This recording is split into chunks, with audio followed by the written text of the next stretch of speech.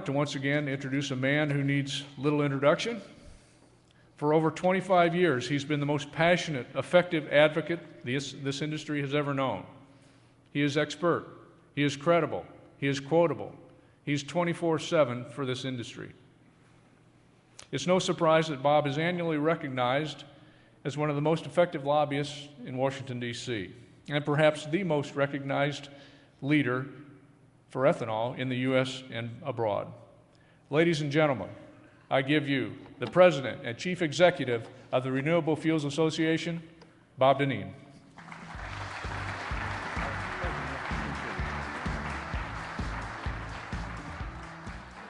Thank you, Neil. Good morning, everybody. Falling walls and rising tides. What? What kind of a theme is that? It's a mixed metaphor, for heaven's sakes. Well, with the tumultuous market and the turbulent political environment we find ourselves in today, a mixed metaphor seems somewhat appropriate. But more than that, I really do believe that falling walls and rising tides will come to define the year ahead.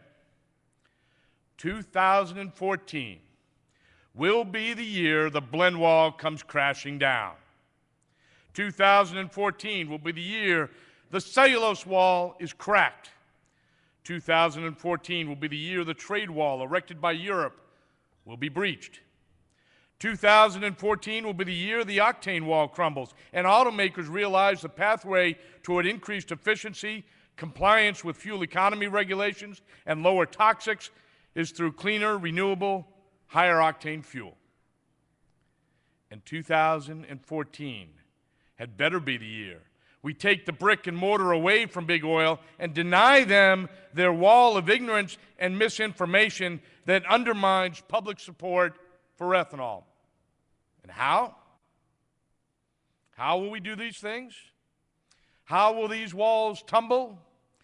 By reminding people time and again that a rising tide lifts all boats. Now, that phrase is commonly attributed to John F. Kennedy, who used it in a 1963 speech to combat criticisms that a dam project he supported was nothing more than pork barrel spending. He meant that improvements in one sector of the economy would benefit all sectors of the economy. Now, Kennedy's speechwriter, Ted Sorensen, later acknowledged the phrase was borrowed from a slogan of a New England Chamber of Commerce, proving again that nothing clever or thought-provoking ever originates in Washington, D.C. But whatever its origins, the notion of a rising tide aptly describes the economic reach of the American ethanol industry. Consider these facts. The fact is, the American ethanol industry produced 13.3 billion gallons of fuel in 2013, the second highest production rate in history, and a remarkable achievement given the challenging market environment created by the worst drought in 50 years.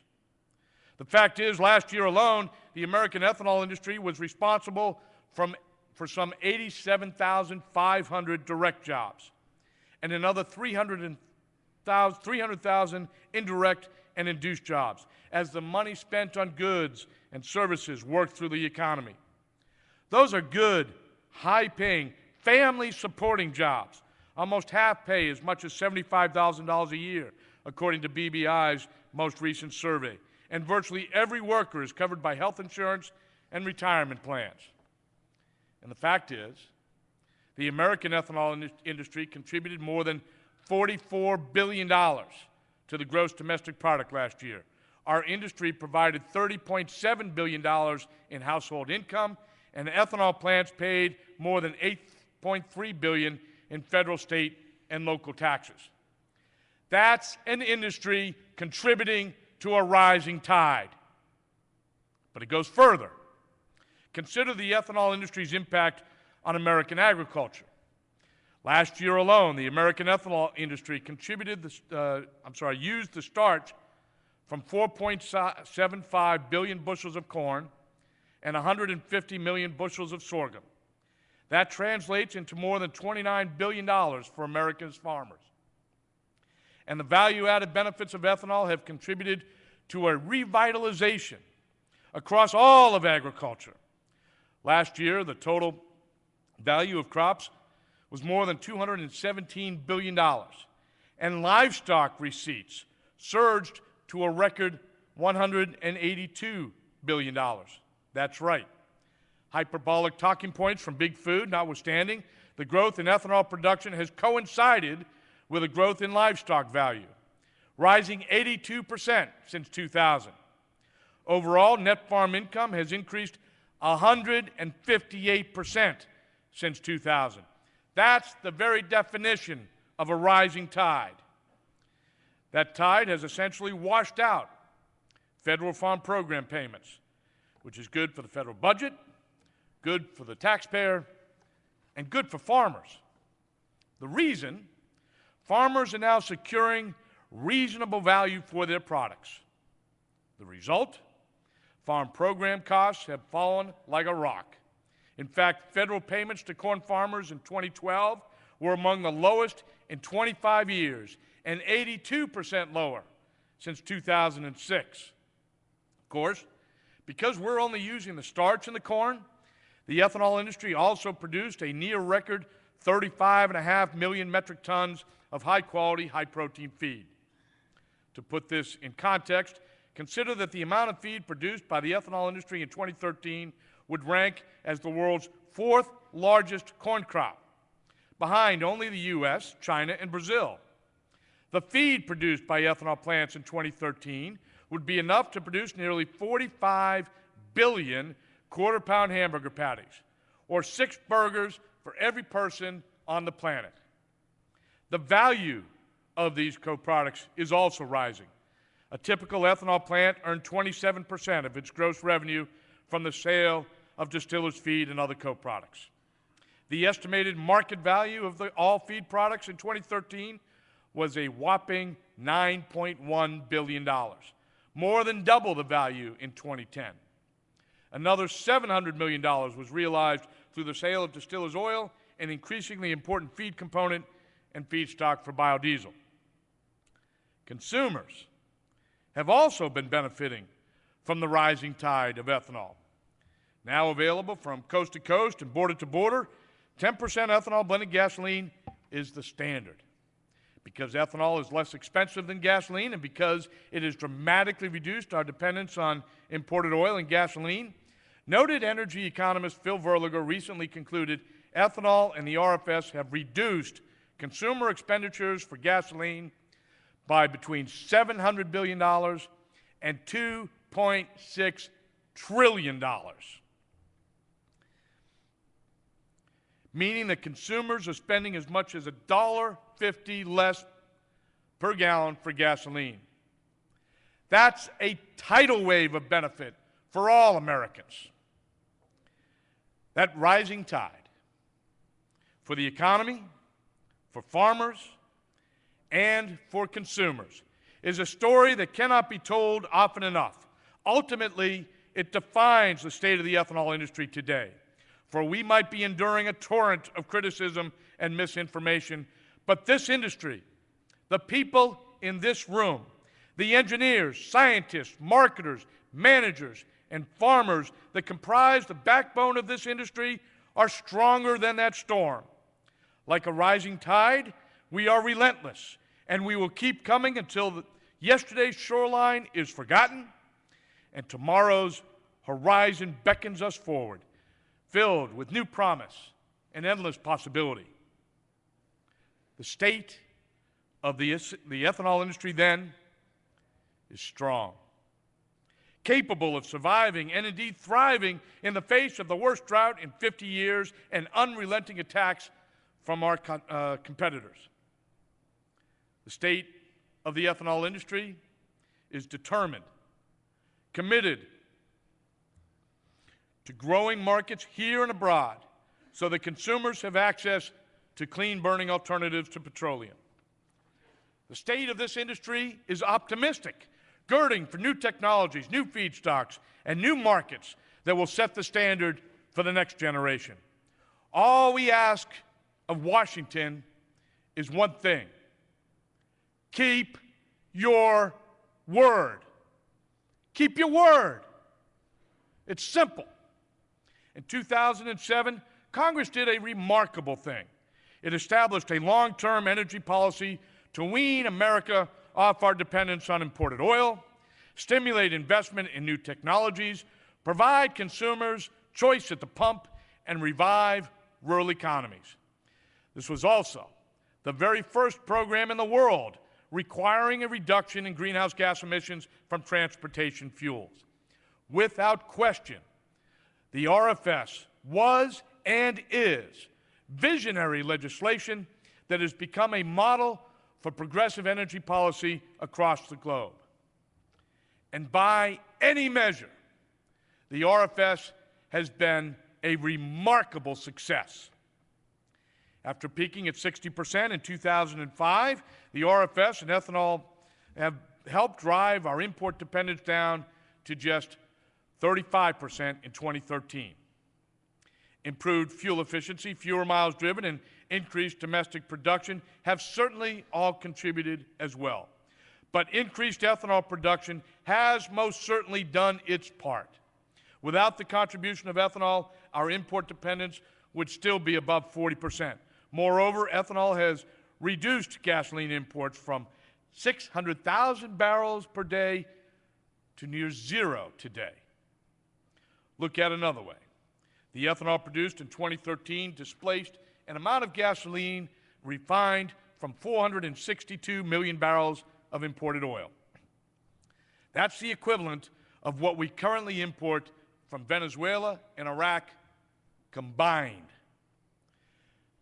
The oil industry, of course, is, shall we say, unenthusiastic about our success and is attempting to relitigate the RFS by telling Congress and the administration they can't blend the increased levels of renewable fuels required by the Act. They're saying it's anachronistic now because they've discovered all this tight oil in the Bakken.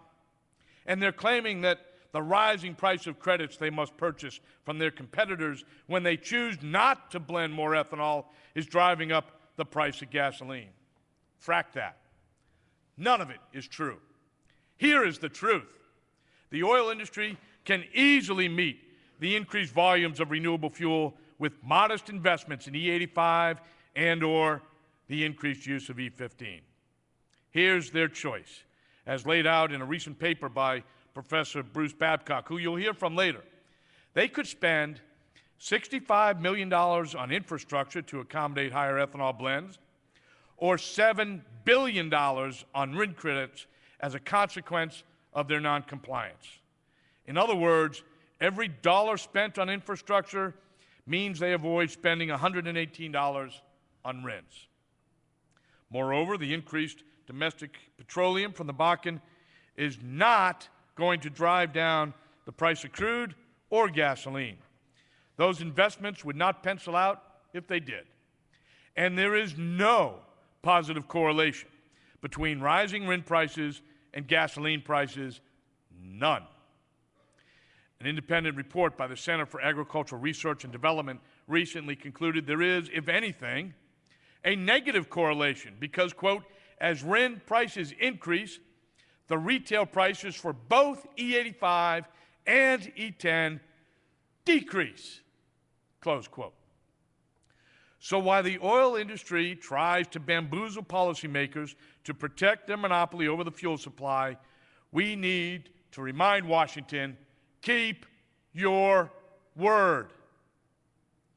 From an environmental perspective, the RFS has been a stone-cold winner.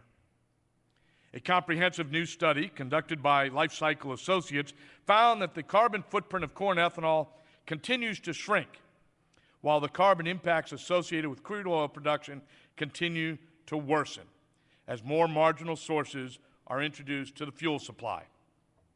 The study, which you'll hear about later today, found that average corn ethanol reduced greenhouse gas emissions by 32%, including the dubious impacts associated with indirect land use change. When compared to marginal petroleum sources like tight oil from fracking and tar sands, average corn ethanol reduces greenhouse gas emissions by 37 to 40%. By 2022, average corn ethanol reduces greenhouse gas emissions by 43 to 60%. Those benefits will only continue to improve as second-generation cellulosic technologies are commercialized. Meanwhile, the carbon footprint only gets worse with every new barrel of tar sands and new well drilled for fracking. To those in the environmental community who have questioned the ecological impact of renewable fuels, I would note that the hypoxia zone in the Gulf has shrunk 27% since 2001. Amazon deforestation has been reduced 83% since peaking in 2004. And transportation CO2 emissions have been reduced 11% since the RFS was passed.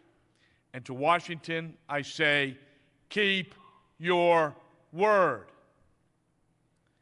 We can't say it often enough. Ethanol and the RFS have revitalized rural America. The 158% increase in net farm income since 2000 underscores the economic success of the RFS. But still, there are voices questioning whether this success has come at the expense of increased food prices.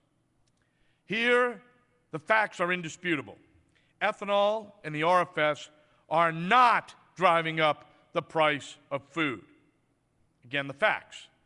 More grain is available for food and feed use worldwide today than at any time in history. Corn prices today are lower than when the RFS was passed. Food inflation has been lower since the RFS passed, about 2.5% a year, than in the 20 years prior, when it was about 3.5% a year.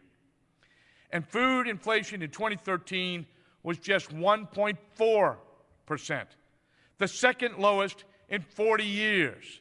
Incidentally, the lowest in the last 4 decades, 0.8%, occurred in 2010, a year in which ethanol production was also near 13.3 billion gallons. According to the World Bank, quote, most of the food price increases are accounted for by crude oil prices, unquote.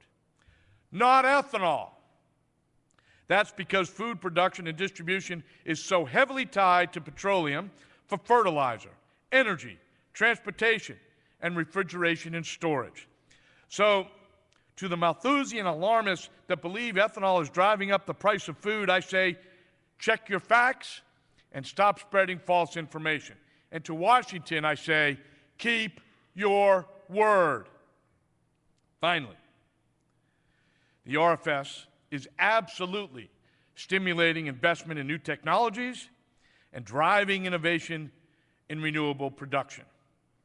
The greatest fear of some oil companies is that the evolution of the ethanol industry from a grain-based industry to one of multiple feedstocks will succeed. Indeed, that's why they're fighting the RFS so vehemently today. You've taken 10% of the barrel from them with grain. They know that if the RFS is allowed to progress to its 36 billion gallon target with 21 billion gallons of advanced fuels and cellulose, they will have lost more than a quarter of the barrel. That's what's at stake here. So they talk of phantom fuels and they grouse about the pace of commercialization, ignoring that EPA has waived 99% of the cellulose targets to date because production was stalled by a global recession and an investment freeze. They hope they can leverage past disappointment for future capitulation. But they're wrong. Too late. Cellulose is here. INEOS in Florida is already producing from an agricultural waste. Abengoa Bioenergy in Kansas is producing power today and will soon begin production of cellulosic ethanol from wheat straw. Poet DSM is slated to begin production using corn cobs and stover at their facility in a few months. DuPont's Nevada, Iowa plant is going up quickly, and they're looking at commercial scale production soon. And Quad County Corn Processors in Iowa is just one of many ethanol plants investing in technology to process the cellulosic fiber in the corn kernels into a second-generation fuel, and will be producing soon as well. The only potential roadblock for these companies is if EPA fails to implement the RFS as it was intended. So to these cutting-edge companies, I say, keep up the great work. And for them, in particular, I say to Washington, keep your word. As you all know, EPA last fall proposed reducing the RFS across the board, cutting the cellulosic requirement, the advanced biofuel bucket that includes biodiesel, and the portion of the RFS where cornstarch ethanol qualifies. EPA recommended cutting corn ethanol from 14.4 billion gallons to 13 billion, a potential cut of 1.4 billion gallons, and incredibly 800 million gallons less than what was required by the RFS last year. Indeed, the 13 billion gallons in EPA's proposal is 300 million gallons less than what we produced and was used in 2013. They're proposing this on the heels of the largest corn crop in history. It's an inexplicable step backwards to what has been an overwhelmingly successful program. But it's a proposal. And thankfully, Americans across the country stood up to express their frustration. At a public hearing EPA convened in December, well more than 2-to-1 of the citizen advocates attending were appalled by EPA's action and demanded the agency implement the RFS according to the statute. Tellingly, at that hearing, the oil companies paid a dozen or more college students beer money to wear pre-printed T-shirts with anti-ethanol slogans. But even the oil company rent-a-students began to clap when Iowa Governor Terry Branstad spoke passionately about the impact the RFS has had on rural America and consumers across the country. And ironically, the most compelling speaker on that day was also a student, although not rented by anyone. A student from Michigan drove the 800 miles to D.C. on his own dime to tell EPA quite directly not to roll back the RFS, because the natural consequence of that would be more tar sands, more fracking, and greater environmental harm to a planet his generation would inherit. We need more renewable fuels, not less, he said. EPA needs to listen to him. And you'll get to meet Aaron Walsh later, as he is one of the scholarship recipients today. A few weeks ago, EPA closed its comment period on the proposed RVO. They heard from more than 50,000 Americans all across the country concerned about consumer choice, lower gasoline prices, energy security, and value-added markets for farmers. In effect, those 50,000 Americans were all telling Washington to keep your word. Now, EPA must listen and lead. The administration must not allow the oil companies to subvert the RFS by erecting a blend wall and claiming it precludes them from complying with the RFS. If EPA limits the RFS to the volume of ethanol Exxon is comfortable blending, we will never realize the potential of renewable fuels, and an historic opportunity will be frittered away. The evolution of biofuels technology will stall for lack of a growing market. The carbon benefits of renewable fuels will be forfeited. The most important value-added market for farmers will stagnate, costing jobs and economic growth in rural America. And the inexorable march from petroleum will be reversed, leaving us ever more dependent upon a finite source of energy that compromises our national security and endangers Mother Earth. None of that makes any sense. Washington, keep your word.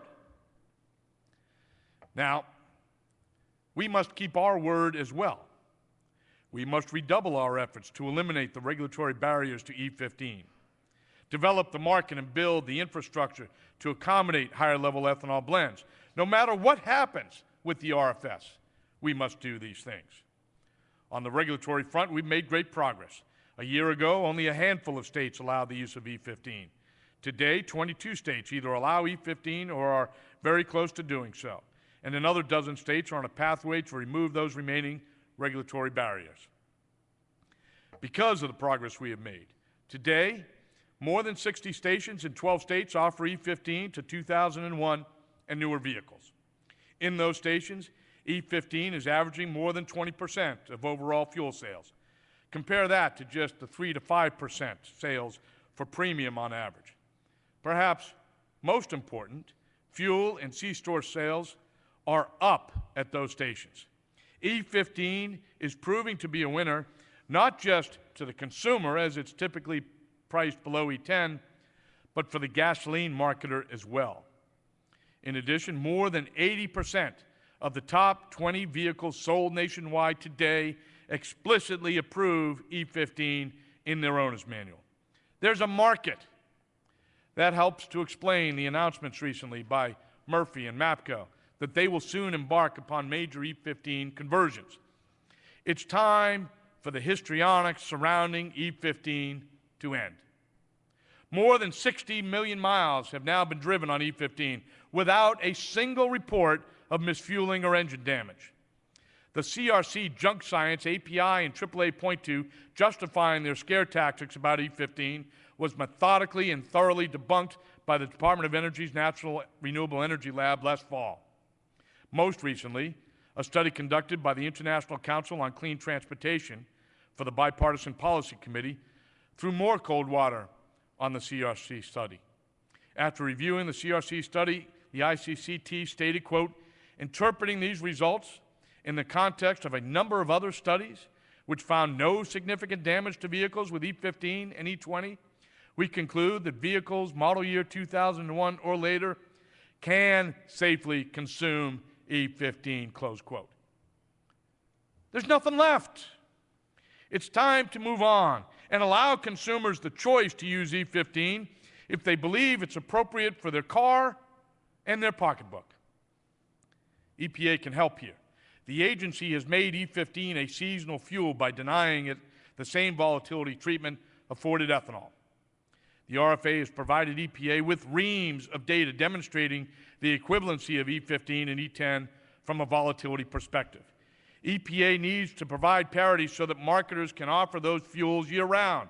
Either provide the volatility waiver for E15 or take it away from E10. We don't care. But the continued disparate treatment of E15 is not justified, and it is standing in the way of expanded ethanol fuel use and the successful implementation of the RFS. A recent report by the Petroleum Equipment Institute concluded that the cost of upgrading an existing retail gas station to E15 is substantially less than the $300,000 claimed by ethanol opponents. In fact, the report notes the stations that offer E15 have spent an average of just $10,000 per station to add the product. That's slightly less than a penny per gallon sold on the average retail station. Adding an E85 pump would only be slightly more. We need to understand and act upon the changing demographics in the gasoline retail sector. Today, most gasoline is sold by small businesses without the deep pockets or access to capital to invest in blender pumps.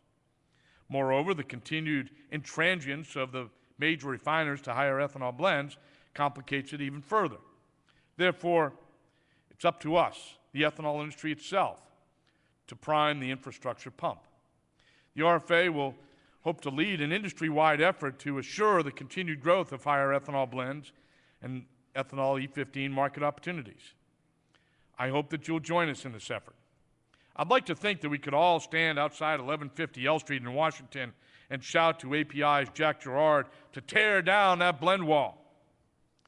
But he's not listening. We need to do this ourselves, brick by brick, station by station. While that wall is coming down, the RFA will also continue to lead the way toward expanded export opportunities. After all, if the U.S. market is going to be artificially constrained, we're going to have to move our product to those places that will use our fuel. The U.S. ethanol industry has solidified its position as the low-cost ethanol producer in the world. As a consequence, last year we exported approximately 630 million gallons to places like Canada, the Philippines, Brazil, and the United Arab Emirates. That's the third highest total ever. But we're working with the U.S. Grains Council and Growth Energy on an ethanol export program to stimulate demand in growing markets across the globe. We all intend to grow that market. We will, of course, continue our efforts to tear down barriers to ethanol exports, such as that erected by the European Union when they unjustly imposed an industry-wide anti-dumping duty, despite no evidence of dumping by any company having been determined. We're challenging that action in the European courts, and we're working with our government to challenge that action at the World Trade Organization. The real loser in EU's nonsensical action is the European consumer, who's being denied access to low-cost, high-performance renewable fuels. Now, in his very poignant and insightful book, The Last Lecture, the late, great computer science visionary Randy Pausch, who was so wise and died too young, expressed this profound truth. The brick walls are there for a reason. The brick walls are there to keep us out. The brick walls are there to give us a chance to show how badly we want something. Because the brick walls are there to stop the people who don't want it badly enough. They're there to stop the other people.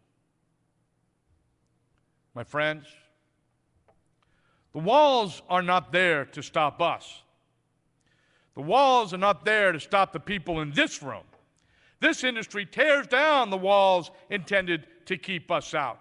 We'll use a rising tide of consumer choice and economic prosperity to wash those walls into the sea. Remember, we are the people that beat the odds to build a great industry.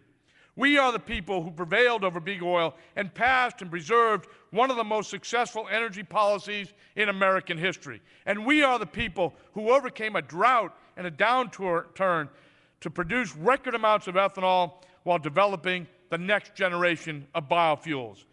For the American ethanol industry, difficult is what we do. The seemingly impossible just takes a while longer. And mark my words, 2014 will be a banner year of rising tides and falling walls. Thank you.